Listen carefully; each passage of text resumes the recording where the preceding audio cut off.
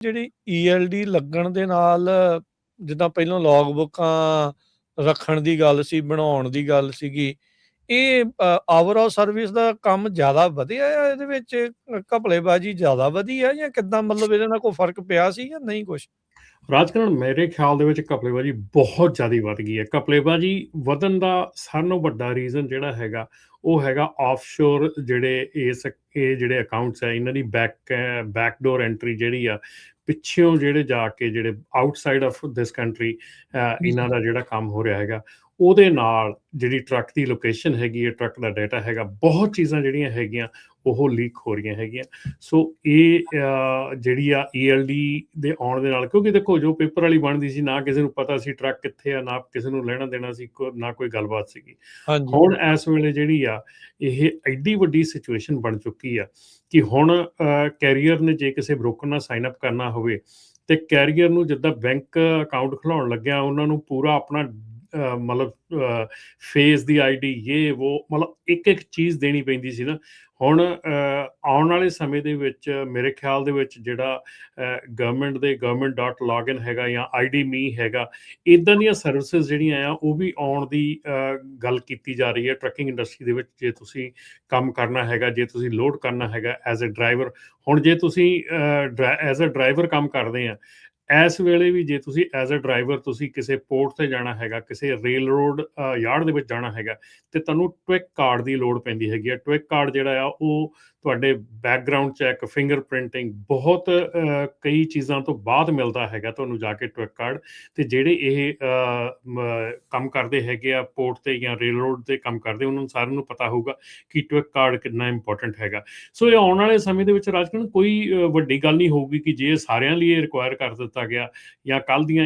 ਨੂੰ ਇਹ ਜਿਹੜੀਆਂ ਆਉਣ ਵਾਲੇ ਸਮੇਂ ਦੇ ਵਿੱਚ ਜਿਹੜੀਆਂ ਤੰਗੀਆਂ ਤਕਲੀਫਾਂ ਆ ਇਹ ਸ਼ਾਇਦ ਵੱਧ ਜਾਣਗੀਆਂ ਜੇ ਅਸੀਂ ਇਹਨਾਂ ਚੀਜ਼ਾਂ ਦੇ ਤੋਂ ਮਤਲਬ ਪਿੱਛੇ ਨਾ ਆਏ। ਸੋ ਇਸ ਕਰਕੇ ਈਐਲਡੀ ਦਾ ਜਿਹੜਾ ਕੰਮ ਆ ਇਹ ਇਲੈਕਟ੍ਰੋਨਿਕ ਹੋਣ ਤੋਂ ਬਾਅਦ ਇਹਦਾ ਐਕਚੁਅਲੀ ਜਿਹੜਾ ਮਿਸਯੂਜ਼ ਆ ਉਹ ਬਹੁਤ ਜ਼ਿਆਦਾ ਵੱਧ ਗਿਆ। ਜੀ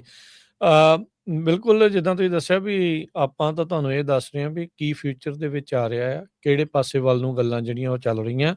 ਤੁਸੀਂ ਉਸ ਨੂੰ ਸਮਝ ਕੇ ਕਿੱਦਾਂ ਆਪ ਆਪਣੇ ਬਿਜ਼ਨਸ ਨੂੰ ਜਾਂ ਕਿੱਦਾਂ ਤੁਸੀਂ ਰਨ ਕਰਨਾ ਉਹ ਤੁਹਾਡੀ ਆਪਣੀ ਇੱਛਾ ਆ। ਜਿਹੜੀ ਈਐਲਡੀ ਲੱਗਣ ਦੇ ਨਾਲ ਜਿੱਦਾਂ ਪਹਿਲਾਂ ਲੌਗ ਬੁੱਕਾਂ ਰੱਖਣ ਦੀ ਗੱਲ ਸੀ, ਬਣਾਉਣ ਦੀ ਗੱਲ ਸੀਗੀ, ਇਹ ਓਵਰਆਲ ਸਰਵਿਸ ਦਾ ਕੰਮ ਜ਼ਿਆਦਾ ਵਧਿਆ ਆ ਇਹਦੇ ਵਿੱਚ ਘਪਲੇਬਾਜ਼ੀ ਜ਼ਿਆਦਾ ਵਧੀ ਆ ਜਾਂ ਕਿੱਦਾਂ ਮਤਲਬ ਇਹਦੇ ਨਾਲ ਕੋਈ ਫ਼ਰਕ ਪਿਆ ਸੀ ਜਾਂ ਨਹੀਂ ਕੁਛ? ਰਾਜਕਰਨ ਮੇਰੇ ਖਿਆਲ ਦੇ ਵਿੱਚ ਘਪਲੇਬਾਜ਼ੀ ਬਹੁਤ ਜ਼ਿਆਦਾ ਵੱਧ ਗਈ ਹੈ। ਘਪਲੇਬਾਜ਼ੀ ਵਧਣ ਦਾ ਸਾਰਿਆਂ ਨਾਲੋਂ ਵੱਡਾ ਰੀਜ਼ਨ ਜਿਹੜਾ ਹੈਗਾ ਉਹ ਹੈਗਾ ਆਫਸ਼ੋਰ ਇਹ ਜਿਹੜੇ ਅਕਾਊਂਟਸ ਹੈ ਇਹਨਾਂ ਦੀ ਬੈਕਡੋਰ ਐਂਟਰੀ ਜਿਹੜੀ ਆ ਪਿੱਛੋਂ ਜਿਹੜੇ ਜਾ ਕੇ ਜਿਹੜੇ ਆਊਟਸਾਈਡ ਆਫ ਦਿਸ ਕੰਟਰੀ ਇਹਨਾਂ ਦਾ ਜਿਹੜਾ ਕੰਮ ਹੋ ਰਿਹਾ ਹੈਗਾ ਉਹਦੇ ਨਾਲ ਜਿਹੜੀ ਟਰੱਕ ਦੀ ਲੋਕੇਸ਼ਨ ਹੈਗੀ ਹੈ, ਟਰੱਕ ਦਾ ਡਾਟਾ ਹੈਗਾ, ਬਹੁਤ ਚੀਜ਼ਾਂ ਜਿਹੜੀਆਂ ਹੈਗੀਆਂ ਉਹ ਲੀਕ ਹੋ ਰਹੀਆਂ ਹੈਗੀਆਂ। ਸੋ ਇਹ ਜਿਹੜੀ ਆ ਈਐਲਡੀ ਦੇ ਆਉਣ ਦੇ ਨਾਲ, ਕਿਉਂਕਿ ਦੇਖੋ ਜੋ ਪੇਪਰ ਵਾਲੀ ਬਣਦੀ ਸੀ ਨਾ ਕਿਸੇ ਨੂੰ ਪਤਾ ਸੀ ਟਰੱਕ ਕਿੱਥੇ ਆ, ਨਾ ਕਿਸੇ ਨੂੰ ਲੈਣਾ ਦੇਣਾ ਸੀ, ਨਾ ਕੋਈ ਗੱਲਬਾਤ ਸੀਗੀ। ਹੁਣ ਇਸ ਵੇਲੇ ਜਿਹੜੀ ਆ ਇਹ ਐਡੀ ਵੱਡੀ ਸਿਚੁਏਸ਼ਨ ਬਣ ਚੁੱਕੀ ਆ ਕਿ ਹੁਣ ਕੈਰੀਅਰ ਨੇ ਜੇ ਕਿਸੇ ਬ੍ਰੋਕਰ ਨਾਲ ਸਾਈਨ ਅਪ ਕਰਨਾ ਹੋਵੇ ਤੇ ਕੈਰੀਅਰ ਨੂੰ ਜਿੱਦਾਂ ਬੈਂਕ ਅਕਾਊਂਟ ਖੁਲਾਉਣ ਲੱਗਿਆ ਉਹਨਾਂ ਨੂੰ ਪੂਰਾ ਆਪਣਾ ਮਤਲਬ ਫੇਸ ਦੀ ਆਈਡੀ ਇਹ ਉਹ ਮਤਲਬ ਇੱਕ ਚੀਜ਼ ਦੇਣੀ ਪੈਂਦੀ ਸੀ ਨਾ। ਹੁਣ ਆਉਣ ਵਾਲੇ ਸਮੇਂ ਦੇ ਵਿੱਚ ਮੇਰੇ ਖਿਆਲ ਦੇ ਵਿੱਚ ਜਿਹੜਾ government.login ਹੈਗਾ ਜਾਂ ID.me ਹੈਗਾ, ਇੱਦਾਂ ਦੀਆਂ ਸਰਵਿਸਿਜ਼ ਜਿਹੜੀਆਂ ਆ ਉਹ ਵੀ ਆਉਣ ਦੀ